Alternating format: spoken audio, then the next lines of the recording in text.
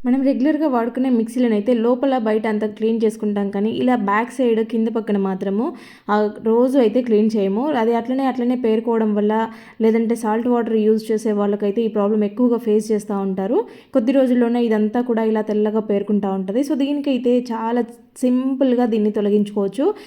ఒక spoon baking soda వేసుకొని, కొంచెం వెనిగర్ వేసుకోండి. తర్వాత విమ్ లిక్విడ్ వేసుకోండి. ఇక్కడ నేనైతే కొలిన్ బాటిల్‌లో వేసింది కొలిన్ కాదు. ఇది ఇంట్లో నేను ప్రిపేర్ చేసుకున్న మల్టీపర్పస్ లిక్విడ్ అనమాట. ఇది ఎవరికైనా కావాలి అంటే గనక ఆల్రెడీ నేను ఫుల్ వీడియో అప్లోడ్ చేశాను. చెక్ చేయండి ఛానల్లో, దాని లింక్ ఉంటుంది. అది మల్టీపర్పస్గా అంటే అన్ని రకాలుగా ఇంట్లో టోటల్ క్లీనింగ్కి యూజ్ చేసేసుకోవచ్చు అనమాట. ఇంట్లో న్యాచురల్గా ప్రిపేర్ చేసుకునిందనమాట.